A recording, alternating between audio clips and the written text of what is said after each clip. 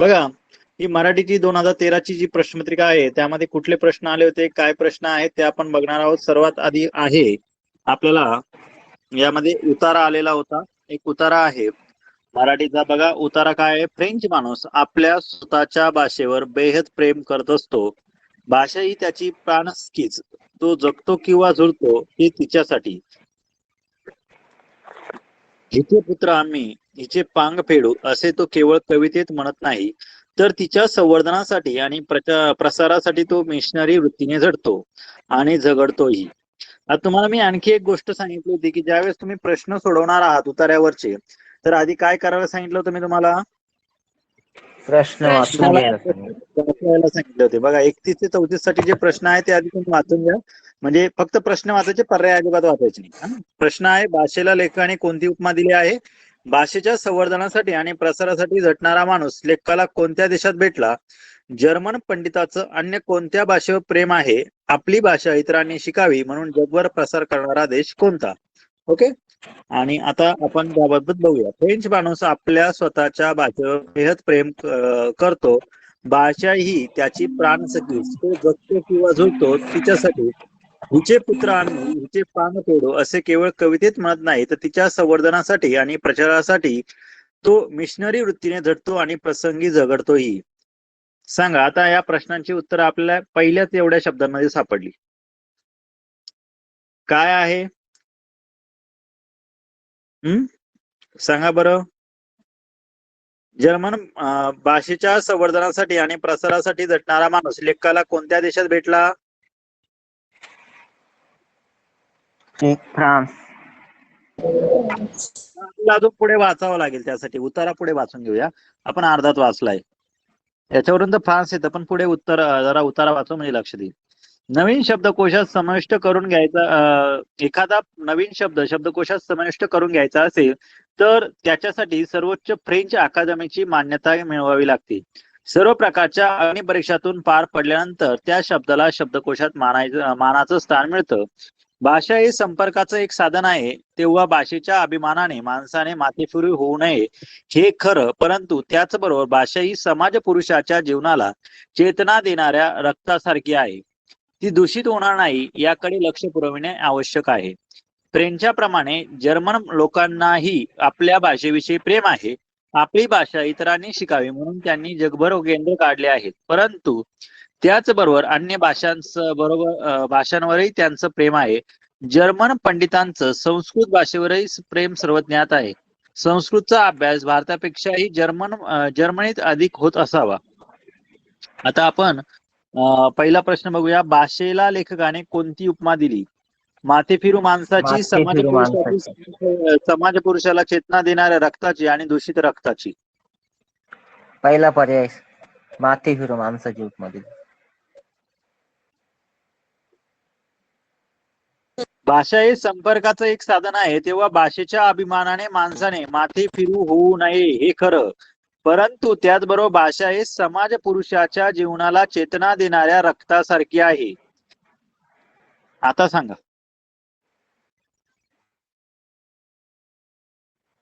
भाषा ही काय? समाज पुरुषाला चेतना देणाऱ्या रक्तासारखी ती भाषा आहे. पुढचा प्रश्न आहे, भाषेच्या संवर्धनासाठी आणि प्रसारासाठी झटणारा माणूस लेखकाला कोणत्या देशात भेटला?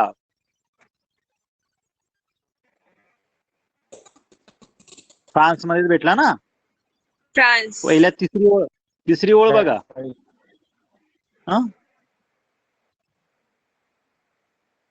त्यानंतर पुढे बघा. जर्मन पंडितांचं अन्य कोणत्या भाषेवर प्रेम आहे? जर्मनी, संस्कृत, फ्रेंच आणि इंग्रज. संस्कृत. Very good. संस्कृत. खालून दुसरी ओळ बघा. खालून दुसरी ओळ. जर्मन पंडितांचं संस्कृत भाषेवर प्रेम सर्वज्ञात आहे. आपली भाषा इतरांनी शिकावी म्हणून जगभर प्रसार करणारा देश कोणता? जर्मनी. भारत आहे सर याचं. नाही, जर्मनी उत्तर आहे. बघा सर, खालून तिसरी ओळ. फ्रेंचांप्रमाणे जर्मन लोकही आपल्या भाषेविषयी प्रेम आहे. आपली भाषा इतरांनी शिकावी म्हणून त्यांनी जगभर केंद्र काढले आहेत. आलं का लक्षात? तर त्याचं उत्तर काय आहे? जर्मनी. शेवट त्याच्यामुळे मला वाटतं बघा. नाही, त्यासाठी तुम्ही सांगितलंय उतारा व्यवस्थित वाचायचा, आधी प्रश्न वाचा, नंतर तो समजून घ्या. ओके, चला. हो हो. मी तुम्हाला उतारा, मला माहिती आहे तुम्हाला सगळ्यांना उतारे वाचता येतात, पण तरीही समजून सांगायचा उद्देश हाच आहे. मी सोडलं नाही त्याच्यासाठी. ओके, बघा आता पुढे. आपली भाषा महानायक संभाजी, पानिपत या कादंबऱ्यांचे लेखन कोणी केले आहे? चला बघूया. लेखक लिहिलेले आहे ना तुम्ही? पाटील. मग आठवायला पाहिजे. कुठला आहे पहिला? रणजित देसाई, विश्वास पाटील, शंकर पाटील, शिवाजी सावंत. सर ह्या सगळ्या विश्वास पाटलांच्याच कादंबऱ्या आहे. तिन्ही पण. Very good madam. चला, तुम्हाला पैकीच्या पैकी मार्क आहेत. हा? हो, एक नंबर उत्तर दिलं ना तुम्ही. बाकीच्यांनी काय वाचल्यासारखं वाटत नाही मला.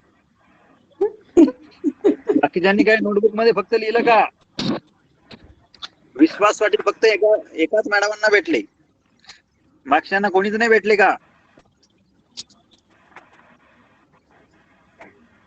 अहो, तुम्हाला सर्वांना मी काय सांगितलं होतं, लेखक नुसते वहीत लिहू नका.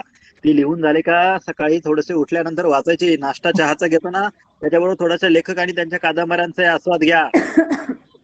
विद्यार्थी शब्द, म्हणी जरा व्यवस्थित लक्षात ठेवा. घरात लागल्यास म्हणी वापरल्या तरी चालतील. हो, प्रयोग करा, खूप छान आहे, खूप छान. रोज कुठल्या तरी फॅक्टरीत चला पुढचा प्रश्न बघूया, 36 नंबरचा. रोज कुठल्या तरी फॅक्टरीतला पाचचा भोंगा वाजत असे, या वाक्याचा काळ ओळखा. रीतिभूत का? व्हेरी गुड सर, एकदम मस्त. तुम्हालाही पैकीच्या पैकी मार्क. कारण भोंगा वाजत असे ना, हो रीती दर्शवते. बरोबर. हे बघा, रोज कुठल्या तरी फॅक्टरीतला पाचचा भोंगा वाजत असे म्हणजे काळात ही क्रिया घडून गेलेली आहे, पण तो भोंगा 5ला वाजायचा म्हणजे रीत होती, म्हणजे पद्धत होती, आणि ती पद्धत आपल्याला भूतकाळात चालत आलेली आहे असं याच्यातून कळतं आहे. म्हणून त्याला आपण काय म्हणणार? रीती भूतकाळ. आलं का लक्षात? जर आता इथे असा प्रश्न आला असता, तर असं जर वाक्य असतं तर काय उत्तर लिहिलं असतं सांगा बरं. रोज कुठल्या तरी फॅक्टरीतला पाचचा भोंगा वाजत आहे किंवा वाजत असतो. वाजत आहे किंवा असतो, असं जर शब्द असतं तर काय असतं? रीती भविष्यकाळ. अपूर्ण वर्तमान काळ किंवा अपूर्ण भूतकाळ. रीती वर्तमान काळ आला असता तो. रीती वर्तमान काळ. लक्ष द्या, मी काय बोललो तुम्हाला. रोज कुठल्या तरी फॅक्टरीतला पाचचा भोंगा वाजत असतो. रीती वर्तमान. तिथे रीती वर्तमान काळ आहे, कारण क्रिया चालू आहे, बंद नाही झाली, आणि ती आज पण चालू आहे, म्हणून त्याला रीती वर्तमान काळ म्हणणार. हा, आणि जर तुम्हाला भविष्यकाळ घ्यायचा असता तर तुम्ही भविष्यकाळाचं वाक्य कसं केलं असतं? रोज कुठल्या तरी फॅक्टरीतला पाचचा भोंगा वाजत असेल, न येईल तिथे पुढे काय येईल? असे न आला तर काय वापरायचं? रीती भविष्यकाळ. आलं का लक्षात? हो सर. हा, पुढचा प्रश्न बघा. आपला आशीर्वाद असावा या वाक्याचा प्रकार कोणता? संकेतार्थी, स्वार्थी, आज्ञार्थी आणि विद्यार्थी. विद्यार्थी. विद्यार्थी सर. विद्यार्थी वाक्य आहे. संकेत पण नाही. विनंती करते ते. चला, संकेतार्थी वाक्यामध्ये काय असतो? संकेत दिलेला असतो, अट दर्शवलेली असते, बरोबर. स्वार्थी वाक्यात काय काय असतं सांगा पटकन मला. काळाचा बोध झालेला असतो का? काळाचा बोध झालेला असतो. आज्ञार्थी वाक्यात आज्ञा केलेली असते. आज्ञा, विनंती, अजून काय असते? आज्ञा, विनंती, अजून काय काय असतं सांगा पटकन. काढा वही पटकन, बघा त्याच्यात काय काय उपदेश, अजून आज्ञा, विनंती, आशीर्वाद देणे, मागणे, विनंती करणे, असे शब्द येतात ना सर. प्रार्थना पण येते. हा, मग आता मला सांगा, आपला आशीर्वाद असावा या वाक्याचा प्रकार आज्ञार्थी येईल का विद्यार्थी येईल? आज्ञार्थी येईल ना सर. आपला व्हेरी गुड. आशीर्वाद असावा आज्ञार्थी येईल सर. विद्यार्थी नाही येणार ते. यस. म्हणूनच तुम्हाला मी विचारलं काय येईल, येते का लक्षात? हो. मी तुम्हाला व्याख्या का विचारली परत एकदा, त्याचं कारण असं होतं की तुम्हाला लक्षात आलं पाहिजे की आज्ञार्थी वाक्य म्हणजे नुसते आज्ञा करणे असा त्याचा अर्थ होत नाही. सर आवाज फार कट होतोय हो तुमचा. हॅलो. बाकीच्यांना येतोय का माझा आवाज? मध्ये मध्ये काहीतरी वाजतंय हो सर. ते कोणाच तरी आवाज माईक break मध्ये होतोय. वाजतंय, माझ्याकडे नाही येते. बरं. तुमची स्क्रीन कोणाच दिसत तरी नाही आम्हाला. आली आली आता आली दिसतोय का? गेली. हो दिसते सर. Okay okay. तर लक्षात ठेवा, तुम्हाला मी सांगितलं होतं की स्वार्थी वाक्य असेल तर फक्त काळाचा बोध होतो. आज्ञार्थी वाक्य असेल त्या क्रियापदावरून आपल्याला आज्ञा, आशीर्वाद, विनंती किंवा उपदेश या गोष्टींचा बोध समजतो. होतो. या वाक्यात आपल्याला आपला आशीर्वाद असावा ही विनंती केलेली आहे त्यांनी, आज्ञार्थी वाक्य आहे ना. म्हणून ते आज्ञार्थी वाक्य आहे. आणि विद्यार्थी वाक्यामध्ये मी तुम्हाला सांगितलं होतं ज्यामध्ये तर्क, कर्तव्य, शक्यता, योग्यता आणि इच्छा इत्यादी गोष्टींचा बोध होत असेल तर इथे इच्छा आहे. आज्ञार्थी वाक्यामध्ये इथे इच्छा आहे ना, आपला आशीर्वाद असावा. हा, मग कोणाचा इथे तरी ही ना इच्छा खूप आहे. आवाज येतोय. म्हणून ते काय झालं, हा आता येतोय विनंती आवाज. आहे. या ठिकाणी विनंती नाहीये, तर या ठिकाणी त्यांची इच्छा आहे की आपला आशीर्वाद असावा. म्हणून ती काय येणार आहे, तर ते विद्यार्थी वाक्य. ओके सर स्क्रीन कुठं गेली? स्क्रीन, एक मिनिट फक्त. कोणाच तरी ना असा बारीक आवाज येतोय, त्यामुळे मी परत तरी हे करतो तुम्हाला. ओके, येतोय का आता आवाज क्लिअर माझा? बघा बरं. येतोय सर. Okay okay. कोणाच तरी असं मध्येच आवाज येत होता, म्हणून थोडस एकदा म्यूट करून बघितलं. ओके चला, म्हणजे आता ह्या प्रश्नाचं उत्तर आपल्या काय असणार आहे सांगा बरं जरा. आज्ञा येईल का आज्ञार्थी. विद्यार्थी? नाही नाही नाही आज्ञार्थी नाही, सर. विद्यार्थी आहे. पुन्हा एकदा व्याख्या सांग, नीट लक्ष द्या. ज्या वाक्यात क्रियापदाच्या रूपावरून, ऐका ऐका खूप ऐका, आवाज येतोय मध्येच. सगळ्यांनी एक मिनिट म्यूट करा. मी तुम्हाला एकदा सांगतो आणि नंतर तुम्ही उत्तर द्या. हा, मी तुम्हाला दोघांच्याही व्याख्या सांगतो, आज्ञार्थी आणि विद्यार्थी. ओके, सर्वांनी म्यूट ठेवा आवाज.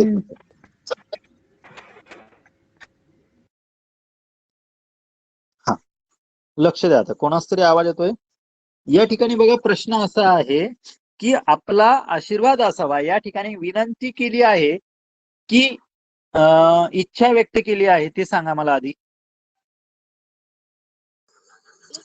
केली आहे सर. इच्छा व्यक्त केली आहे, बरोबर. ज्या ठिकाणी विनंती केलेली असते तिथे आज्ञार्थी वाक्य असतं, आणि ज्या ठिकाणी इच्छा आणि व्यक्त केली असते ते विद्यार्थी वाक्य असतं. आलं लक्षात? बरं, म्हणजे हो आलं सर. इच्छा व्यक्त केली आहे म्हणून ते विद्यार्थी वाक्य आहे. ओके ओके हो. पुढचा प्रश्न आहे, प्रश्न क्रमांक 38. विद्वान हा शब्द खालीलपैकी कोणत्या प्रकारचा आहे? देशी, तत्सम परभाषीय, शब्द आहे तत्सम सर. आणि वेगळे. संस्कृत मधून विद्वान हा जशाचे तसे उचललेला आहे, तत्सम आहे. बरोबर. आता बघा, तुमचं उत्तर बरोबर आहे, पण मी आता तुम्हाला 4 पर्यायांविषयी सांगतो जरासं. देशी शब्द काय असतात, जे आपल्या बोलीभाषेचे शब्द असतात की नाही, त्यांना देशी शब्द म्हणतात. परभाषीय शब्द म्हणजे जे इतर भाषा आहे, पोर्तुगीज, त्याच्यानंतर इंग्रजी, हिंदी, या भाषा जर मराठीत आले त्यांना परभाषीय शब्द म्हणायचं. तत्सम म्हणजे संस्कृत मधून जशाच्या तसे मराठीत घेतलेले. आणि तद्भव म्हणजे या शब्दांमध्ये बदल केलेला असतो. जसं कर्ण पासून कान केला, तर याच्यात बदल केला आहे. हा, पत्र पासून कान केला. हा, येते का लक्षात? तर अशा प्रकारच्या शब्दांना माझं तद्भव शब्द. ओके, लक्षात आलं का? मग आता आपल्या प्रश्नाचं उत्तर काय आहे, तर विद्वान हा शब्द जो आहे हा तत्सम शब्द आहे, जो संस्कृत म्हणून जशाच्या तसा घेतला आहे. आणि आपल्याकडे योगायोग म्हणजे आज संस्कृतच्या मॅडम पण जॉईन झाल्या आहेत. पौर्णिमा मॅडम या संस्कृतच्या आहेत, त्यांना संस्कृत चांगल्या प्रकारे येतं. बरोबर की नाही पौर्णिमा मॅडम? हो हो. हा विद्वान शब्द तुमच्या संस्कृत मध्ये आहे ना? हो. हा, चला पुढे जाऊया. पुढचा 29 नंबरचा प्रश्न. कोणाचा आवाज आहे? हा, पुढे आहे, सहलीस जाताना कात्रज जवळ उजाडले या वाक्यातील प्रयोग ओळखा. भाव कर्तरी सर. भाव कर्तरी, भावे प्रयोग, कर्मणी प्रयोग आणि कर्तरी भाव प्रयोग. कर्तरी. त्याच्यामध्ये सांजवते, उजाडले, माळवते, मळमळते, गडगडते असं येतं. Very good. तुम्हाला मी भाव कर्तृत्व क्रियापद शिकवलं होतं बघा. हो हो. तुम्हाला भाव कर्तृत्व क्रियापदामध्ये मी सांगितलं होतं की ज्यावेळेस क्रियापदाचा कर्ता निश्चित नसतो त्यावेळेस त्याला म्हटलं जातं भाव कर्तृत्व क्रियापद. कर्तरी बरोबर. प्रयोग. आणि अशा प्रकारचं जर वाक्य आलं तर त्याला आपण भाव कर्तरी प्रयोग असं म्हणत असतो. बरोबर की नाही? उजाडले, हो. मावळते, गडगडले, सांजवले, गडगडले वगैरे. हो चांगवले, व्हेरी गुड. हे अशा प्रकारचे जे हो. असतात ते हं? आणि आपण कालच बघितलं होतं की भावे प्रयोग कशाला म्हणायचं ज्याच्यामध्ये काय असतं, क्रियेचा भाव. कर्ता आणि कर्म. कर्ता आणि हा, बोला, कर्माला बोला. द्वितीय, तृतीय आणि चतुर्थी विभक्तीचे प्रत्यय लागलेले असतात. बरोबर. अजून आणि त्याच्यात कर्ता बदला नाही तर कर्म बदला, त्याच्यावर काही फरक पडतो का? नाही. तृतीय पुरुषी नाही. नपुसकलिंगी एकवचनी असते. Very good. क्रियापद, कर्ता आणि कर्म. हो बरोबर. त्याच्यावर काहीही परिणाम होत नाही. तुम्ही कर्त्याला बदला नाही तर कर्माला बदला, काही फरक पडत गेला अजिबात नाही. तर मग अशा प्रकारचे जे वाक्य आहेत त्यांना आपण काय म्हणत असतो, तर त्या वाक्यांना आपण म्हणत असतो भावे प्रयोग. त्या वाक्याचा प्रयोग हा भावे प्रयोग असतो. त्यानंतरचा पुढचा जो तुम्हाला मी सांगितलेला आहे कर्मणी प्रयोग. कर्मणी प्रयोग कशाला म्हणतो, जेव्हा वाक्यातील क्रियापद हे कर्माच्या तंत्राप्रमाणे म्हणजे कर्माप्रमाणे चालतं, कर्म बदललं का वाक्याचं क्रियापद बदलावं लागतं, अशा प्रकारच्या वाक्यांना आपण म्हणत असतो कर्मणी प्रयोग. बरोबर आहे का नाही? येते का लक्षात? हो सर, येतंय. हा. आणि पुढचा जो प्रकार आहे चौथा पर्याय कर्तरी प्रयोग. कर्ता बदलला की क्रियापद बदलावं लागतं. क्रियापद अशा बदलतं. प्रकारचे जे काही वाक्य आहे त्याला म्हटलं जातं कर्तरी प्रयोग. ओके. हा. पुढचा प्रश्न आहे बघा, मी काल आपला झाला होता विषय की वृत्त काही कुठे दिसले नाही, पण इथे वृत्त आलेलं आहे बघा. मस जस तत ग हे कोणत्या प्रकारच्या वृत्ताचे गण आहेत? बोला सर एक बोलायचं होतं. आपला विषय काल असा झाला होता की कोणत्याही प्रश्नपत्रिकेत आलेलं नाही, पण सर पेपर फर्स्टला विचारलेला आहे, सेकंडला कोणत्याही क्वेश्चन पेपर मध्ये नाहीये. हा, पुढे नाहीये. ठीक आहे, हरकत नाही. आपण आपल्याकडे वेळ पण भरपूर आहे, तर आपण जे वृत्त आहे ते पण समजून घेऊया. ओके. आणि मी ही प्रश्नपत्रिका मुद्दा म्हणून आज तीच घेतली कारण मी जरा शोधल्या प्रश्नपत्रिकेत आणि मला हे दिसलंय म्हणून मी याला शोधून आणलंय. आलं का लक्षात? त्यामुळे आपल्याला हे जे वृत्त आहे हे शादर विपरीत या वृत्ताची लक्षणं आहेत ही मस जस तत्त ग. ओके. मी तुम्हाला सर्व समजून सांगेल नंतर काय आहे, म चा अर्थ काय आहे, स चा काय आहे, त चा काय आहे, हे सगळं तुम्हाला मी समजून सांगेल. ओके. त्यासाठी मला थोडासा लिहिण्यासाठी म्हणजे प्रॅक्टिकली करून सांगावं लागेल, त्यामुळे मी जरा थोडासा हात जरा चांगला होण्याची वाट बघतो आणि नंतर तुम्हाला ते वृत्त वगैरे समजून सांगेल. ओके. चालेल. पुढचा प्रश्न बघा. पुढील पैकी संधी विग्रहाच्या नियमानुसार गटात न बसणारा शब्द कोणता?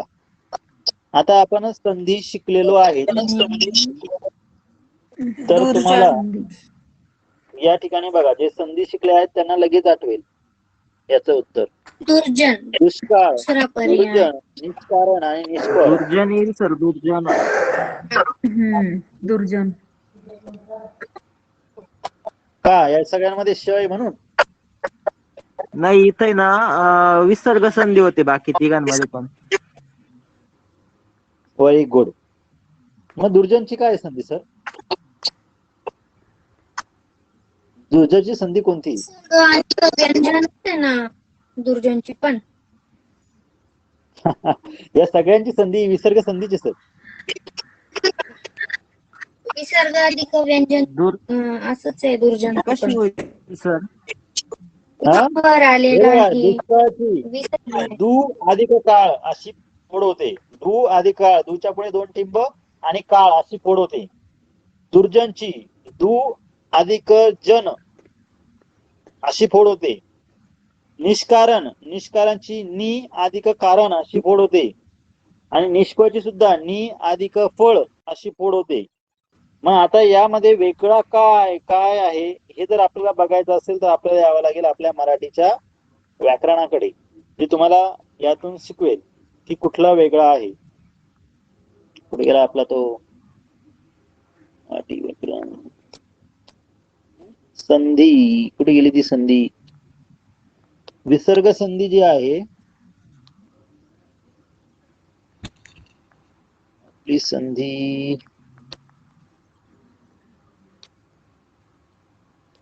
हे सगळे विसर्ग संधीचेच आहे, फक्त त्यावर एक आपल्याला बदल बघायचा आहे.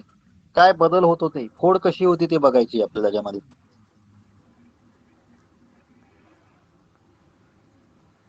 हा, ही आहे तुमची विसर्ग संधी. हे बघा, हा 7 दुर्जन जो आहे, नंबर.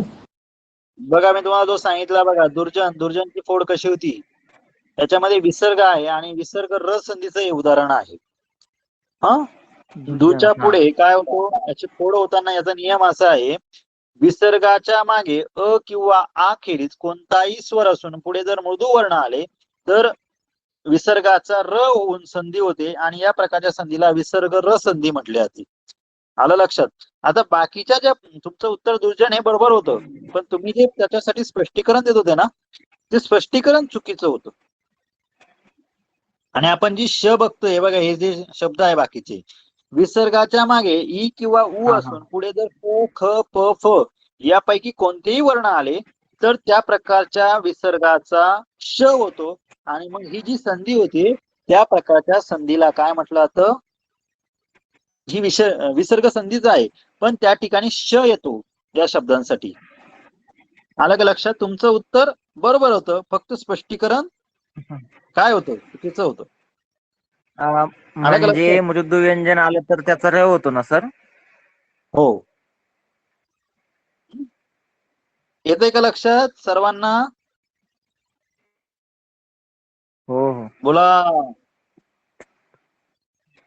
हा, चला पुढचा प्रश्न घेऊया आता.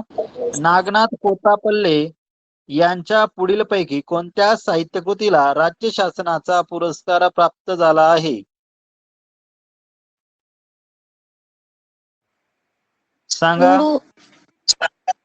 मुडूसला भेटलेला मुडूस. आहे नागनाथ मुडूसला कोतापल्लेला. भेटलेला आणि अजून ते हा. ज्योती पर्व पण नागनाथ कोतापल्लेच आहे. काय कोतापल्ले हो. कोतापल्ले पण ते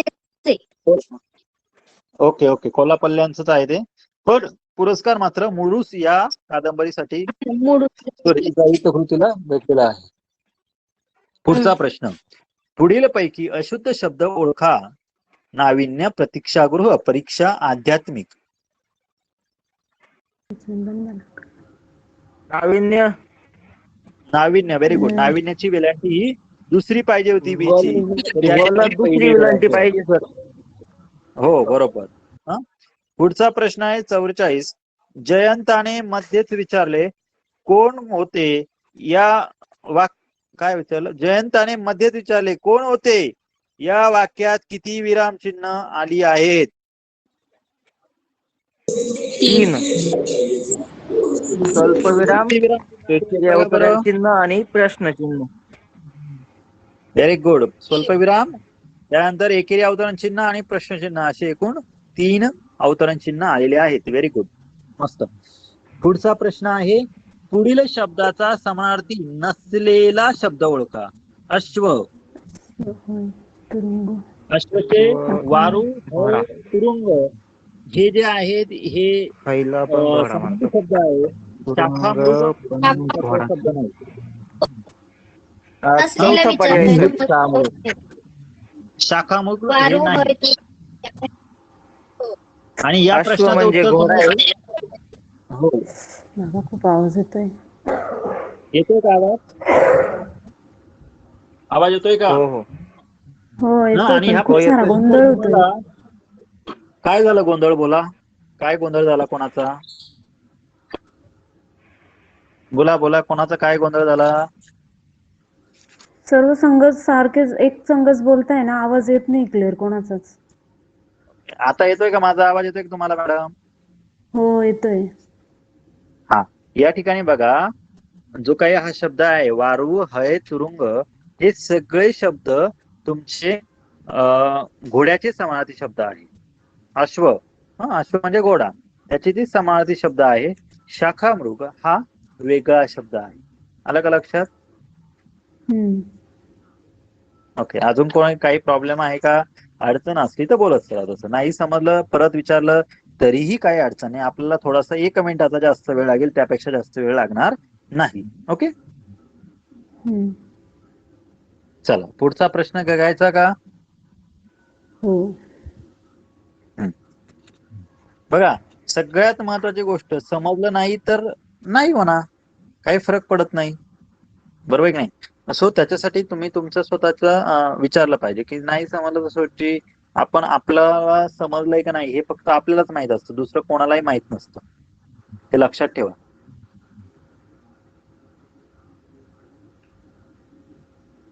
चला जायचं पुढे. हो.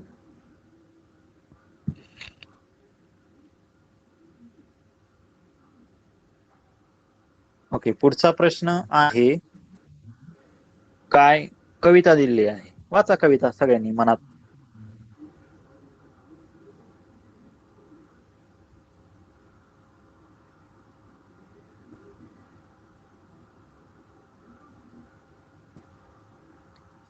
तुम्हाला जो हा प्रश्न होता ना तुमचा, हा प्रश्न बघा 4थीच्या पुस्तक 5वीचं जे स्कॉलरशिपचं पुस्तक आहे, इयत्ता 5वी, दिसतंय तुम्हाला? हो. हे बघा, इयत्ता 5वीच्या पुस्तकात तुम्हाला हा शब्द भेटेल, घोडा. दिसतोय का 3 नंबरला? हे बघा, एक वरती घोडा, हय, अश्व, तुरंग आणि वारू. हे बघा इथे हा प्रश्न. कोणतं पुस्तक आहे? इयत्ता 5वी, स्कॉलरशिप, मराठी. दिसतंय? आपल्या कामाची पुस्तक आहेत. वाचलं होतं मी. त्यालाच वाचलं होतं. सांगायचा उद्देश काय आहे की तुम्हाला 5वीचे पुस्तक सुद्धा खूप कामाचे आहे. जे टीटीला तुम्हाला कमीत कमी 1 मार्क दिला तरी आपला काम होऊन जातं. चला मग आता कविता आहे, पीक खुशीत डोलतया भारी, भरला आनंद समदया शिवारी. बघून पाजूचं रान, आमचं हरपलं देहबान, आज रानाची शोभा न्यारी. आल्या सरसर भुईवर धारा, ताप मातीचा सरला सारा, समद शिवार फुलून आलं. बघून हे भुलून गेलं, गेल्या भुलून ही दिशा विचारी. दाट पिकांनी सजली शेत, पीक मजेत गिरकी घेत, गार वारा हे झुळझुळ गात, पानात गाणी गात. माती पानात पाखर ही सारी, काळ्या आईची करया पूजा, राब राबला शेतकरी राजा. उन्हातानात घाम त्याने शिंपला, मळा मोत्याचा मातीत पिकला, आली सोन्याची दौलतदारी. पहिला प्रश्न आहे, शेतकरी काळ्या आईची पूजा करतो म्हणजे काय करतो? शेतात कष्ट करतो, काळ्या आईच्या ओटी भरतो, रानात पूजा करतो, शेतीला आई मानतो. काय करतो? शेतात कष्ट करतो. शेतात कष्ट करतो. कष्ट करतो. कष्ट करतो. त्यानंतरचा पुढचा आहे, शेतातील पिके पाहून कोणाचे देहभान हरपते? निसर्गाचे, पावसाचे, शेतकऱ्याचे, वाऱ्याचे.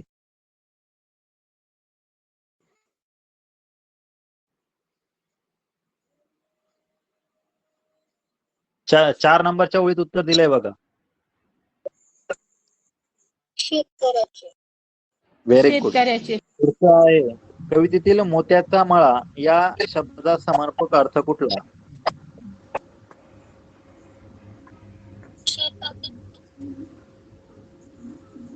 सोने. पाचू, मोती, सोने आणि माणिक.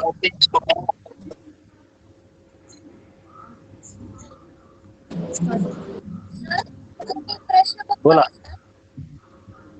काय काय काय?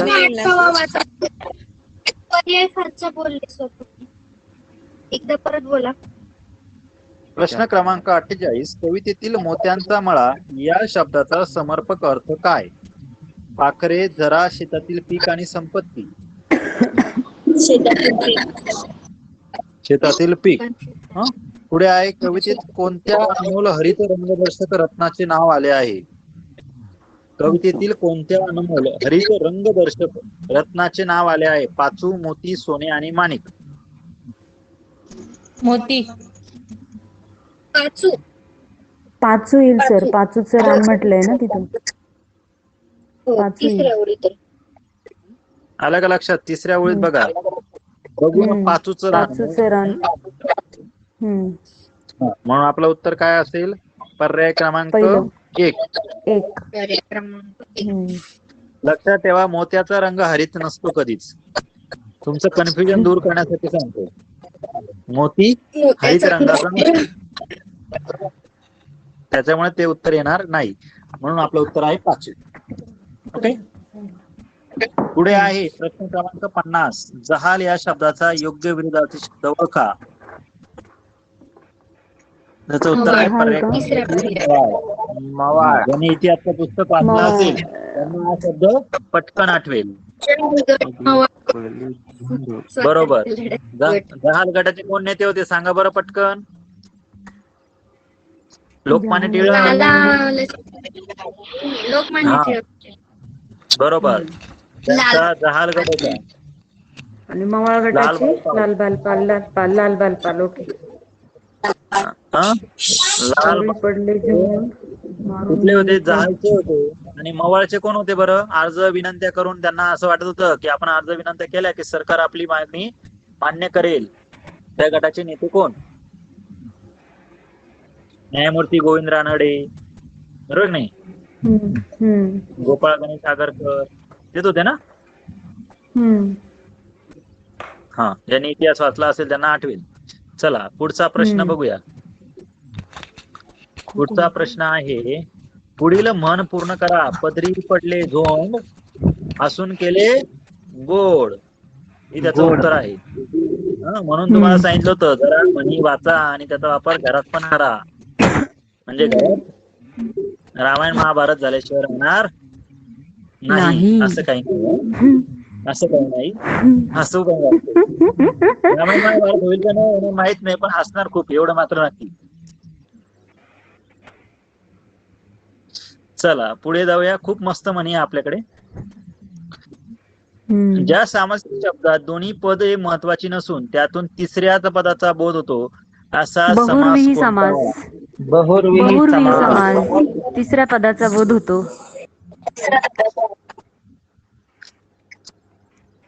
आठवतोय का बघा? समास काय विचारलं सर? अव्ययी भावामध्ये पहिल्या पदाला महत्व असतं. बहुर्वीमध्ये दोन्ही पदे महत्वाची नसतात. द्वंद्वमध्ये ना दोन्ही पद समान दर्जाचे असतात. समान असतात. आणि तत्पुरुष मध्ये दुसरे पद महत्वाचे असते. ओके. येते का प्रत्येकाला लक्षात? येत आहे. चला रानडे सर पुन्हा एकदा रिपीट करा. अव्ययी भाव समासामध्ये पहिलं पद महत्वाचं असतं. बहुर्वी समासामध्ये दोन्ही पदे महत्वाची नसून तिसरं पद महत्वाचं असतं. द्वंद्व समासामध्ये दोन्ही पद समान दर्जाचे असतात. म्हणजेच दोघेही महत्वाचे. आणि तत्पुरुष समासामध्ये दुसरं पद महत्वाचं असतं. Very good. आलं का लक्षात? हो. प्रत्येकाला कळालं का? हो. तुम्हाला समजण्यासाठी लागल्यास मी एक उदाहरण सांगतो, म्हणजे ते तुम्हाला चांगल्या प्रकारे लक्षात येईल. बघा, म्हणजे ही समास जे बघितली, अव्ययी समास, अव्ययी भाव समास जो असतो त्यामध्ये पहिल्या पदाला महत्व जास्त असते. जसं बघा, जन्म म्हणजे जन्मापासून, यथाशक्ती, शक्तीप्रमाणे, म्हटलं की प्रत्येक दिवशी, दररोज. बरोबर. कोणाच तरी घरात भांडे वाजता, एक मिनिट जरा म्यूट करा बरं, म्हणजे कसं त्या ज्यांच्या घरात कोणाच चालू आहे त्यांच्या लक्षात नसेल त्यांनी जरा बघा. त्यानंतर जो दुसरा प्रकार आहे आपला बहुर्वी समास. बहुर्वी समासात काय होतं? तुमचे दुसरा प्रकार तत्पुरुष आहे, तो समजून घेऊया म्हणजे तुम्हाला हे पुढचे प्रकार लवकर लक्षात येईल. तत्पुरुष समासात काय असतं? दुसऱ्या पदाला जास्त महत्व असते, पहिल्यापेक्षा दुसऱ्याला जास्त महत्व असतं. जसं उदाहरण बघा, देशगत. देशगत म्हणजे काय? देशाला वाहिलेला जो काय असतो त्याला. त्यानंतर क्रीडांगण, हम्म. क्रीडेसाठी असणारे अंगण, अंगणाला जास्त महत्व आहे क्रीडापेक्षा. म्हणून अशा प्रकारचं जे काही शब्द आहे अशा प्रकारच्या शब्दांना म्हटलं जातं तत्पुरुष समास. त्यानंतरचा पुढचा आहे द्वंद्व समास. द्वंद्व समासात काय असतं, दोन्ही पद महत्वाची असतात. दोन्ही पद म्हणजे कुठली, तर बघा जसं तुम्हाला मी म्हटलं आई वडील, आई वडिलांमध्ये आई किंवा वडील या दोघांपैकी कोणाला जास्त महत्व देतो का आपण? नाही, नाही, दोघांनाही दोघांना सारखं देतो. महत्व आहे. बरोबर आहे की नाही? राधा कृष्ण, हो. भाऊ बहीण, या शब्दांमध्ये काय आहे, बरोबर दोन्ही शब्द महत्वाचे असतात. अर्थाच्या दृष्टीने दोघांनाही सारखंच महत्व आहे, म्हणून त्याला द्वंद्व समास म्हटलं जातं. आणि शेवटचा जो हम्म. प्रकार होता तो आहे बहुर्वी समास. काय होतं, ज्या समासामध्ये सामासिक शब्दाचा विग्रह करताना दोन्ही पदांचा बोध होत नाही. जी काही दोन्ही पद असते ना त्याचा काहीच बोध होत नाही, त्याच्याऐवजी तिसऱ्याचाच बोध होतो. जसं बघा, आपण जर उदाहरण घेतलं, लंबोदर, लंब आहे उदर ज्याचे असा तो कोण? गणेश. गणेश, गणेश. गणपती, बरोबर आहे का नाही? हम्म. त्यानंतर लक्ष्मीकांत, लक्ष्मी आहे कांता ज्याची असा तो कोण? भगवान विष्णू, बरोबर नाही? भगवान विष्णू. हम्म. नीलकंठ, तीन. नीलकंठ, बरोबर. आहे कंठ ज्याचा असा तो, बरोबर. त्याला पितांबर पण येऊ शकतो ना सर? हो हो, पिवळे आहे अंबर असा तो चला. विष्णू. व्हेरी गुड, पितांबर. चला पुढचा हम्म. प्रश्न घेऊया. मॅडमांचा फोन आलाय, 5 मिनिटं आपल्याला वेळ आहे. 5 मिनिटांनंतर त्यांना मी सांगतो की तुम्ही घ्या म्हणून. ओके, 1 मिनिट जरा त्यांना मेसेज देतो मी करून. कोणीतरी मेसेज टाकून द्या ग्रुपवर की मॅडम 5 मिनिटांमध्ये आमचं संपतंय म्हणून. 5 मिनिटानंतर घ्या. ओके, पुढचा प्रश्न घेऊया. द्वंद्व आपला कुठला झाला होता? भाववाचक नसलेले नाम शोधा. पुढील पैकी भाववाचक नसलेले नाम: भव्यता, सौंदर्य, दातृत्व आणि स्वतंत्र. त्याचं स्वतंत्र, उत्तर आहे चौथा पर्याय. स्वतंत्र. बाकी सर्वांसाठी मी काल सांगितलं होते, भाववाचक नाम बनवताना आपण ता, ई, गिरी, य, त्व, पण, पणा, त्व यासारखी प्रत्यय वापरत असतो. त्यानंतरचा पुढचा प्रश्न आहे प्रश्न क्रमांक 54. साधर्म्यावर आधारित आणि वैधर्म्यावर आधारित असे भेद कोणत्या अलंकारात पडतात? सांगा बरं. ज्या ठिकाणी साधर्म्य आणि वैधर्म्य असे दोन्ही भेद असतात. दृष्टांत, सांगा. दृष्टांत साधर्म्य आणि वैधर्म्य असतो. एक गोष्ट पटवून देण्यासाठी त्याच्यासारखं दुसरा उदाहरण त्यासाठी दिलं जातं. मुंगी साखरेचा रवा, लहानपण देगा देवा, मुंगी साखरेचा रवा, ऐरावत रत्न थोर, त्यासी अंकुशाचा मार. आलं का लक्षात? हम्म. दृष्टांत दिलाय ना, तो दृष्टांत अलंकार आहे. साधर्म्य आहे, त्याच्यावर आधारित उदाहरण दिलं आहे. लहानपण किती श्रेष्ठ आहे हे समजून सांगण्यासाठी तिथं सांगितलं आहे. मुंगी साखरेचा रवा, मुंगी बनवून साखर खाता येते. जर हत्तीसारखा जड झाला, बदवान झाला तर त्याला काय भेटतो? अंकुशाचा मार भेटतो. आलं का लक्षात? हो. पुढचं उदाहरण आहे 55 क्रमांकाचं. पुढील पैकी निश्चितपणे पुरुषवाचक शब्द ओळखा. क्लास, कंपनी, ट्रंक आणि पेन्सिल. क्लास, क्लास, परभाषीय शब्द. हा. क्लास. पुढील पैकी निश्चितपणे एकवचनी शब्द ओळखा. एकवचनी. लिंबे, फोटो. गरे, लिंबे, फोटो आणि पिल्ले. फोटो पर्याय. Photo, photo. निश्चितपणे एकवचनी आहे. बरोबर आहे की नाही? फोटो. यस, बरोबर. कारण बाकीचे बघा घर, घरे, लिंबू, लिंबे, पिल्लू, पिल्ले असं होतं. सो आपलं उत्तर आहे फोटो. पुढचा प्रश्न आहे पुढील वाक्यातील नाम कोणत्या विभक्तीत आहे? मुलांनी आज्ञा पाळावी. आज्ञा पाळण्याचे साधन काय आहे? मुले आहेत, म्हणून हे तृतीय विभक्तीत आहे. तृतीय आणि चतुर्थी कसं?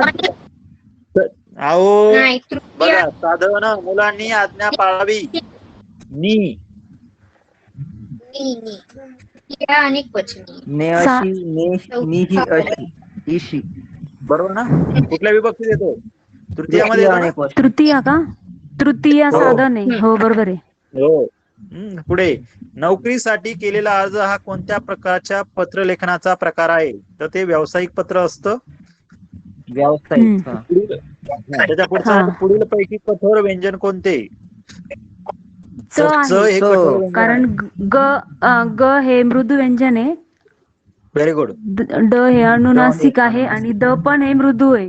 व्हेरी गुड, म्हणजे च एकदम येईल. मस्त. Very good, very good. हा, असं आपल्याला सांगता आलं पाहिजे. पुढचा प्रश्न आहे, पुढील वाक्यात किती नामांमध्ये सामान्य रूपामुळे बदल झाला आहे? शिक्षकांनी मुलांना शाबासकी दिली. शाबासकी दिली. शिक्षकांनी मुलांना शाबासकी दिली. मुला. शिक्षक मुलगा शिक्षक आणि मूल. शाबासकी. सामान्य नाम. शिक्षका मुला त्यांना नी लागलं, मुलाला ना लागलं, दोन्ही सर. बरोबर. दोनच. शिक्षक आणि मुलं. बरोबर. शिक्षक आणि मुलगा या दोन गोष्टींना काय केलं आहे, त्याच्या सामान्य रूपात बदल झाला आहे. म्हणजे दोन म्हणून येईल. आपलं उत्तर आहे 2. ओके. सर हॅलो ऐका ना सर. बोला. सर ऐका ना सर, एक रिक्वेस्ट होती.